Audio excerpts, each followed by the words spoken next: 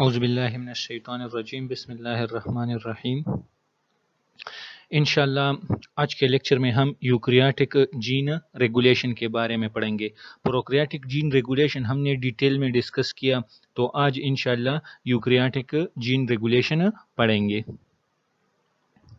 और एक बात और है कि इस लेक्चर को मैंने बहुत ज़्यादा सिंप्लीफाइड किया है, क्योंकि मतलब कुछ ऐसे स्टूडेंट्स हैं जो मतलब नॉर्मल से भी कम है, तो फिर उनको समझने में मुश्किल होगा ये, तो इसलिए ये मैंने बहुत ज़्यादा सिंप्लीफाइड किया है।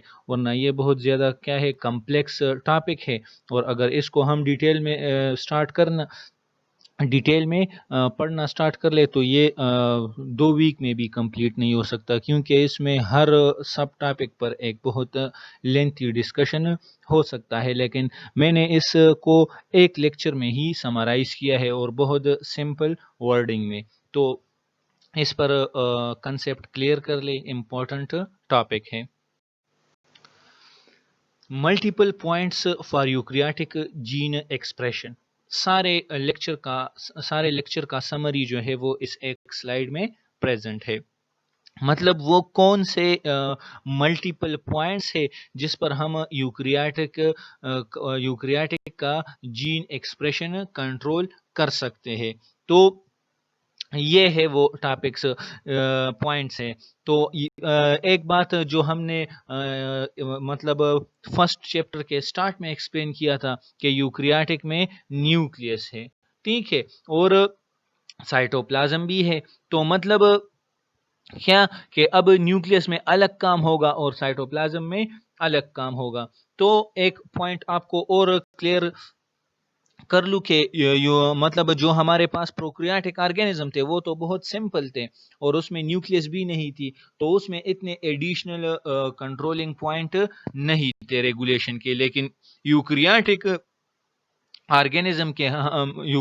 ऑर्गेनिज्म में हमको काफ़ी सारे एडिशनल पॉइंट्स मिलेंगे जीन कंट्रोलिंग के लिए। तो यहाँ अब आप लोग देख लीजिए, ये न्यूक्लियस है, ये जो ब्लू कलर में आप लोगों को नजर आ रहा है, ये क्या है, ये न्यूक्लियस है।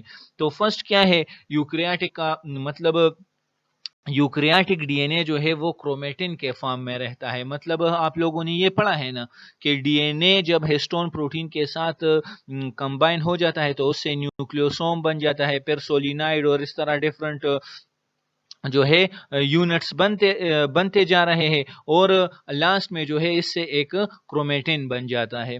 ठीक है, तो क्रोमेटिन का मतलब ये है कि ये डीएनए जो है ये पैक फॉर्म में है। ठीक है, तो अब यूकैरियोटिक का डीएनए जो है वो पैक फॉर्म में होता है। तो अब मतलब इसकी जो है उसकी एक्सप्रेशन अब पॉसिबल नहीं है। तो अब इसको आप क्या करेंगे, इसको आप डीकंडेंस करेंगे, तब जाके इसकी एक्सप्रेशन हो जाएगी। तो अब क्या है, फर्स्ट स्टेप ये मतलब पैकिंग है। तो पैकिंग को आप क्या करेंगे, डीकंडेंस करेंगे। मतलब डीएनए कंडेंस फॉर्म में प्रेजेंट है, तो जब आप सेल जो है एक डीएनए के पोर्शन का एक्सप्रेशन करना चाहता है तो वो उस पोर्शन को क्या डीकंडेंस करेगा, मतलब रिलैक्स फॉर्म में लाएगा। तो ये 2 पॉइंट अपने साथ नोट कर ले। जब डीएनए मतलब पैक फॉर्म में होता है तो उसको हेट्रोक्रोमेटिन कहते हैं। ठीक है, जब क्रोमेटिन कंडेंस फॉर्म में होता है तो उसको हेट्रोक्रोमेटिन कहते हैं और उसमें जीन एक्सप्रेशन पॉसिबल नहीं होता फिर। और जब रिलैक्स फॉर्म में कन्वर्ट हो जाता है तो उसको हम यूक्रोमेटिन कहते हैं, और ये रिलैक्स्ड फॉर्म में जो है जीन एक्सप्रेशन कर सकता है। तो ये फर्स्ट पॉइंट है कंट्रोलिंग का। अगर सेल है और वो हेट्रोक्रोमेटिन को यूक्रोमेटिन में कन्वर्ट करता है तो फिर जीन एक्सप्रेशन होगी, और अगर हेट्रोक्रोमेटिन को यूक्रोमेटिन में नहीं कन्वर्ट करता तो फिर जीन एक्सप्रेशन नहीं होगी। तो ये एक पॉइंट हो गया। ठीक है, जब ये हो जाए तो इसके बाद दूसरा पॉइंट आता है ट्रांसक्रिप्शन का, कि फॉर एग्जांपल आप सेल का डीएनए जो है वो रिलैक्स फॉर्म में आ गया, यूक्रोमेटिन की फॉर्म में आ गया, लेकिन जिस तरह हमने ट्रांसक्रिप्शन डिटेल में पढ़ा था यूकैरियोटिक का, तो इसके लिए डिफरेंट ट्रांसक्रिप्शन फैक्टर्स रिक्वायर्ड है। तो अगर वो ट्रांसक्रिप्शन फैक्टर प्रेजेंट होंगे तो जीन की ट्रांसक्रिप्शन जो है वो होगी, और अगर वो एब्सेंट है तो फिर जीन की ट्रांसक्रिप्शन नहीं होगी। तो ये क्या हो गया, ये दूसरा पॉइंट हो गया।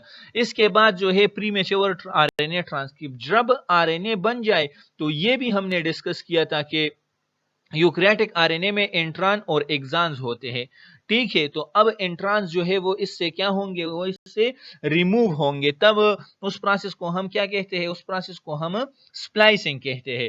तो अगर स्प्लाइसिंग हो गया तो जब तो अगर स्प्लाइसिंग हो गया तो इससे फंक्शनल प्रोटीन बन सकते हैं, अगर स्प्लाइसिंग नहीं हुआ तो फिर इससे फंक्शनल प्रोटीन नहीं बन सकते। इसके अलावा इस मैसेंजर आरएनए की कैपिंग और टेलिंग भी होगी, क्योंकि ये यूकैरियोटिक ऑर्गेनिज्म का हम पढ़ रहे हैं और यूकैरियोटिक में न्यूक्लियस है। तो जब ये मैसेंजर आरएनए न्यूक्लियस से बाहर जाएगा और ये इसकी कैपिंग और टेलिंग नहीं हुई होगी तो फिर ये साइटोप्लाज्म में माइक्रो आरएनए जो है वो इसकी डिस्ट्रक्शन कर लेगा और इसको डिग्रेड कर लेगा, तो फिर इससे प्रोटीन जो है वो नहीं बन सकते। तो ये आरएनए प्रोसेसिंग में ये सारे चीजें आ गए, तो इस लेवल पर भी यूकैरियोटिक जीन की एक्सप्रेशन को हम कंट्रोल कर सकते हैं।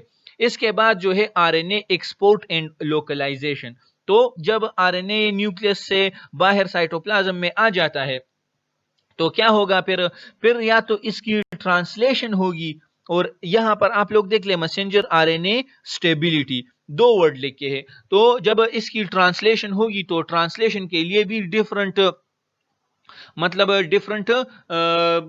रेगुलेटरी मॉलिक्यूल रिक्वायर्ड थे। तो अब अगर वो प्रेजेंट होंगे तो ट्रांसलेशन होगा, और अगर वो एब्सेंट है तो फिर ट्रांसलेशन नहीं होगा। तो इस पॉइंट पर भी हम इस जीन रेगुलेशन को कंट्रोल कर सकते हैं। फिर जब प्रोटीन बन जाए तो प्रोटीन में फोल्डिंग होगी, 3 डायमेंशनल स्ट्रक्चर में जब ये प्रोटीन कन्वर्ट होगा तब ये जाकर फंक्शनल होगा। तो अगर ये फोल्डिंग हो जाए तो मतलब फंक्शनल प्रोटीन हमारे पास बन जाएंगे, और अगर ये फोल्डिंग ना हुई तो फिर हमारे पास फंक्शनल प्रोटीन नहीं बनेंगे। तो इस पॉइंट पर भी हम इसको कंट्रोल कर सकते हैं। और ये लेफ्ट साइड पर जो लिखा है मैसेंजर आरएनए स्टेबिलिटी, इसका मतलब यह है कि कितने टाइम तक जो है मतलब अगर इसके कैपिंग और टेलिंग हुई है तो ये मैसेंजर आरएनए स्टेबल है, और इसके अलावा जो है ये कितने टाइम तक जो है साइटोप्लाज्म में रह सकता है, और इससे कितने प्रोटीन्स जो है वो बनेंगे। तो ये सारी चीजें जो है ये आज के लेक्चर में हम डिस्कस करेंगे, और ऑलरेडी यहाँ पर हमने बहुत ज्यादा जो है पोर्शन डिस्कस कर भी लिया। तो यहां पर अब आप लोग देख ले क्रोमेटिन एक्सेसिबिलिटी। एक्सेसिबिलिटी का मतलब यह है कि क्रोमेटिन में जो है क्रोमेटिन वो आरएनए पॉलीमरेज के लिए कैसे एक्सेसिबल होगा कि आरएनए पॉलीमरेज वहां जाकर बाइंड हो जाए और ट्रांसक्रिप्शन स्टार्ट कर ले। तो इसके लिए क्या है, the structure of chromatin DNA and its organizing protein can be regulated, ठीक है। तो क्रोमेटिन का स्ट्रक्चर जो है ये जीन रेगुलेशन में इंतहाई इंपॉर्टेंट रोल प्ले करता है। मोर ओपन और relaxed chromatin makes a gene more available for transcription. जितना एक क्रोमेटिन जो है वो रिलैक्स्ड फॉर्म में होगा तो उतना जो है वो उसकी ट्रांसक्रिप्शन जो है वो होगी, मतलब उतना ही जो है वो आरएनए पॉलीमरेज के लिए एक्सेसिबल होगा और ट्रांसक्रिप्शन होगी। तो अब ये क्रोमेटिन जो है ये किस तरह कंडेंस फॉर्म और रिलैक्स्ड फॉर्म में कन्वर्ट होता है, आप लोगों को मैंने न्यूक्लियोसोम का स्ट्रक्चर डिटेल में समझाया है प्रीवियस क्लासेस में। तो अब न्यूक्लियोसोम जो होता है, न्यूक्लियोसोम क्या होता है कि जब 2 fold of DNA 8 histone protein को सराउंड कर लेता है तो उससे हमारे पास क्या बन जाता है, न्यूक्लियोसोम। तो ये आप लोग देख ले, ये न्यूक्लियोसोम का स्ट्रक्चर है। तो ये भी हमने पढ़ा था कि न्यूक्लियोसोम बेसिक अमीनो एसिड से बना होता है, और अमीनो एसिड का एक सी टर्मिनल होता है और एक एन टर्मिनल। तो ये आप लोग देख ले, ये जो आपको ब्लैक मतलब ब्लैक एरोज नजर आ रहे हैं, तो ये लाइंस, ये ब्लैक जो है ये वो एन टर्मिनल है जो हिस्टोन से बाहर निकला हुआ होता है। तो ये जो है इसके साथ different acetyl group, methyl group, इस तरह फास्फेट ग्रुप, ये सारे जो है इसके साथ अटैच होते हैं, और इस अटैचमेंट की वजह से या तो क्रोमोसोम जो है, क्रोमेटिन जो है वो यूक्रोमेटिन में कन्वर्ट हो जाता है और या फिर हेट्रोक्रोमेटिन में कन्वर्ट हो जाता है। तो यहाँ आप लोग देख लीजिए, ये हेट्रोक्रोमेटिन है मतलब कंडेंस फॉर्म है, तो इसकी जो है एक्सप्रेशन, जीन एक्सप्रेशन जो है वो नहीं होगी। यहाँ पर अब आप लोग देख ले, ये यूक्रोमेटिन है, ये रिलैक्स्ड फॉर्म में है, तो यहाँ पर मतलब जीन एक्सप्रेशन होगी। तो यहाँ आप लोग देख ले, हिस्टोन के एन टर्मिनल के साथ, न्यूक्लियोसोम के एन टर्मिनल के साथ एसिटाइल, ए मीन एसिटाइल, एसिटाइलेशन इसकी हुई है, एसिटाइल ग्रुप इसके साथ अटैच हुआ है। तो ये याद रख ले, जब एसिटाइल ग्रुप अटैच हो जाए तो मतलब ये जीन एक्सप्रेशन को एक्टिवेट करेगा, ठीक है। और जब इस एन टर्मिनल के साथ मीथाइल ग्रुप अटैच हो जाए तो ये जीन को क्या करेगा, ये जीन को इनएक्टिवेट फॉर्म में कन्वर्ट करेगा। तो ये था क्रोमेटिन एक्सेसिबिलिटी के बारे में। दूसरा पॉइंट क्या है जिस पर हम जीन एक्सप्रेशन को कंट्रोल कर सकते हैं, वो ट्रांसक्रिप्शन का है। Transcription is a key regulatory point for many genes. Set of transcription factors, protein binds to a specific DNA sequence in or near a gene and promoter or repress its transcription into an RNA। ये हमने detail में discuss किया है, इसलिए मैंने यहाँ इसकी detail को ऐड नहीं किया। तो अब ये क्या कह रहा है, इसमें ट्रांसक्रिप्शन के लेवल पर हम जीन एक्सप्रेशन को किस तरह कंट्रोल करेंगे, तो ये हमने काफी डिटेल इसका प्रीवियस लेक्चर्स में पढ़ा है। इस ट्रांसक्रिप्शन को स्टार्ट करने के लिए यूकैरियोट में हमारे पास ट्रांसक्रिप्शन फैक्टर्स रिक्वायर्ड होते हैं। अगर वो ट्रांसक्रिप्शन फैक्टर्स प्रेजेंट है तो जीन की ट्रांसक्रिप्शन होगी, और अगर वो ट्रांसक्रिप्शन फैक्टर्स एब्सेंट है तो फिर जीन की ट्रांसक्रिप्शन नहीं होगी। तो ये वही बात दोबारा एक्सप्लेन किया गया है। थर्ड पॉइंट जो है ये भी काफी डिटेल में हमने डिस्कस किया है, तो इसकी भी एक्सप्लेनेशन डिटेल में मैंने यहां पर दोबारा ऐड नहीं किया। स्प्लाइसिंग, ठीक है, स्प्लाइसिंग हमने डिटेल में एक्सप्लेन किया था। इस तरह अल्टरनेटिव स्प्लाइसिंग हमने डिटेल में डिस्कस किया था। तो जो स्टूडेंट्स, जिन स्टूडेंट्स ने वो प्रीवियस लेक्चर्स नहीं देखे हैं, तो काइंडली आप लोग पहले वो देख ले, तभी आपको इस टॉपिक की समझ आएगी। अगर आप लोगों ने वो टॉपिक्स, उस टॉपिक्स को स्किप किया है तो फिर आप लोगों को इस टॉपिक की समझ नहीं आएगी। तो इस तरह आरएनए प्रोसेसिंग में क्या आ जाता है, आरएनए प्रोसेसिंग में कैपिंग एंड टेलिंग आ जाता है, और इसके साथ साथ स्प्लाइसिंग। तो अगर कैपिंग और टेलिंग मैसेंजर आरएनए की हो गई तो मतलब ये मैसेंजर आरएनए स्टेबल हो गया, इसको अब मतलब आरएनए जो है वो डिग्रेड नहीं कर सकता। तो अगर कैपिंग और टेलिंग हो गई तो पॉसिबिलिटी है कि अब इस मैसेंजर आरएनए से प्रोटीन बन जाए। इस तरह अगर स्प्लाइसिंग हो गई, स्प्लाइसिंग, तो तब ही इस मतलब मैच्योर आरएनए से फिर प्रोटीन बन जाएंगे, और अगर स्प्लाइसिंग नहीं हुई तो फिर इससे प्रोटीन नहीं बनेंगे। तो इस आरएनए प्रोसेसिंग के स्टेप पर भी हम यूकैरियोटिक जीन रेगुलेशन को कंट्रोल कर सकते हैं। यहाँ आप लोग देख ले, splicing, capping and addition of poly A tail of an RNA molecule can be regulated and so can exit from nucleus. जब ये आरएनए प्रोसेसिंग हो जाता है कंप्लीटली, तब ही जो है वो मैसेंजर आरएनए एग्जिट होगा और बाहर न्यूक्लियस से जाएगा। और अगर ये प्रोसेसिंग नहीं हुई और इसी तरह वो मैसेंजर आरएनए बाहर साइटोप्लाज्म में चला गया, तो फिर वो आरएनएज आके उसको इजीली डिग्रेड कर लेंगे और फिर उससे प्रोटीन नहीं बन सकते। Different messenger RNA may be made from the same pre-messenger RNA by alternative splicing। ठीक है, ये जो है ये भी हमने डिटेल में डिस्कस किया है कि एक मैसेंजर आरएनए से डिफरेंट जो है मतलब डिफरेंट मैसेंजर आरएनए जो है वो मैच्योर मैसेंजर आरएनए वो एक प्री मैसेंजर आरएनए से बन सकते हैं। किस प्रोसेस के जरिए, अल्टरनेटिव स्प्लाइसिंग के जरिए जो है वो डिफरेंट मैसेंजर। थर्ड नंबर जो है वो क्या है, RNA stability. The life time of an messenger RNA molecule in the cytosol affect how many protein can be made from it. RNA stability का मतलब क्या है कि फॉर एग्जांपल कि मैसेंजर आरएनए का लाइफ टाइम कितना है। अगर इसका लाइफ टाइम ज्यादा है, मतलब फॉर एग्जांपल लेते हैं, अगर इसका लाइफ टाइम ज्यादा है तो फिर उससे ज्यादा प्रोटीन बनेंगे, हम फॉर एग्जांपल लेते हैं, ठीक है। और अगर इसका लाइफ टाइम कम है तो फिर उससे एक प्रोटीन ही बन जाएगा। तो ये जो है मैसेंजर आरएनए स्टेबिलिटी में यही बात है कि साइटोसोल में जब ये आरएनए जाएगा तो ये इफेक्ट करेगा, मतलब डिफरेंट प्रोसेसेस को, कि इससे कितने प्रोटीन जो है वो बनेंगे। Small regulatory RNA called micro RNAs can bind to the target messenger RNA and cause them to be chopped up. आप लोगों ने मतलब पढ़ा होगा प्रीवियस क्लासेस में कि जब मैसेंजर आरएनए जो है, मैसेंजर आरएनए से प्रोटीन बन जाए तो फिर क्या इसकी मतलब डिग्रेडेशन हो जाती है, और कौन वो करता है, वो मैसेंजर आरएनए इसकी डिग्रेडेशन कर लेता है। तो इस पॉइंट पर भी जो है हम जीन रेगुलेशन को कंट्रोल कर सकते हैं। Translation of a messenger RNA may be increased or inhibited by regulators. ये सारी चीजें डिटेल में प्रीवियस क्लासेस में डिस्कस हुए हैं कि ट्रांसलेशन क्या होगा, या तो इंक्रीज होगा या इनहिबिट होगा। तो कौन इसको रेगुलेट करता है, रेगुलेटर्स, ठीक है। अगर रेगुलेटर एक्टिवेटर है तो फिर ट्रांसलेशन जो है वो इंक्रीज होगा, और अगर रेगुलेटर रिप्रेसर है तो फिर ट्रांसलेशन जो है वो क्या होगा, वो इनहिबिट होगा या रिप्रेस होगा। फॉर इंस्टेंट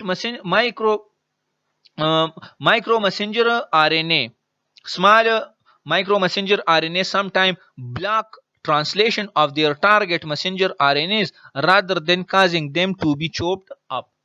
बस मतलब कुछ टाइम में ऐसा हो जाता है कि ये माइक्रो आरएनएस जो है ये जाके ट्रांसलेशन को ब्लॉक कर लेता है। नॉर्मली तो इसका काम है कि मैसेंजर आरएनए को डिग्रेड कर ले, मतलब ठीक है, लेकिन बाज औकात इस तरह हो जाता है कि ये माइक्रो आरएनएस जो है ये ट्रांसलेशन को ब्लॉक कर लेता है, उसको मतलब डिग्रेड नहीं करता लेकिन ट्रांसलेशन को ब्लॉक कर लेता है। तो ट्रांसलेशन के पॉइंट पर भी हम जीन रेगुलेशन को कंट्रोल कर सकते हैं।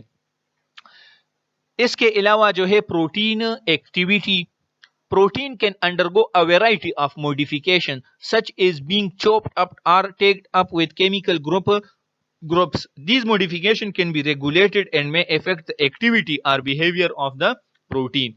तो प्रोटीन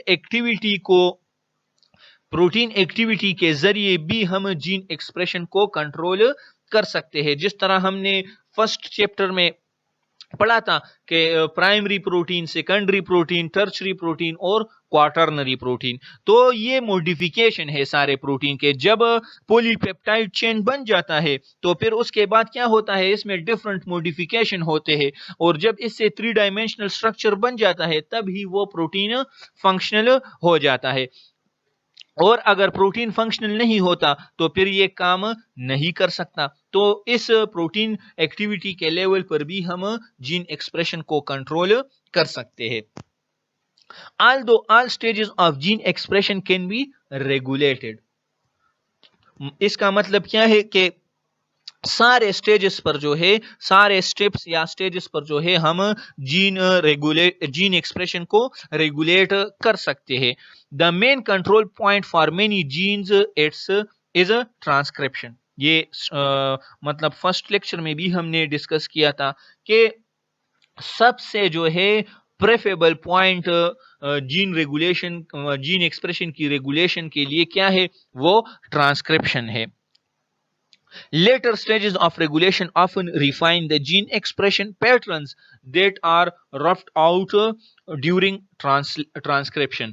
बाकी स्टेजेस में जो है उसमें भी हम जीन रेगुलेशन को कंट्रोल कर सकते हैं, लेकिन क्या होता है कि फिर उसमें एनर्जी जो है वो ऑलरेडी उसकी वेस्टेज हो जाती है, क्योंकि ट्रांसक्रिप्शन भी एक एनर्जी रिच प्रोसेस है, इसके लिए एनर्जी रिक्वायर्ड है। तो अगर हम दूसरे स्टेप्स पे जीन रेगुलेशन को कंट्रोल करेंगे तो फिर जो है वो ट्रांसक्रिप्शन और ऑलरेडी क्रोमेटिन को, हेट्रोक्रोमेटिन को यूक्रोमेटिन में कन्वर्ट करना, इन सारे स्टेप्स में जो है हमारा फिर एनर्जी जो है वो वेस्ट हो जाएगी। तो इसलिए जो है क्या है कि बेस्ट स्टेप जो है वो क्या है, ट्रांसक्रिप्शन है जीन एक्सप्रेशन की रेगुलेशन के लिए। तो ये था आज का लेक्चर, इंशाल्लाह फिर कल से जो है न्यू चैप्टर स्टार्ट करेंगे। जज़ाकल्लाह।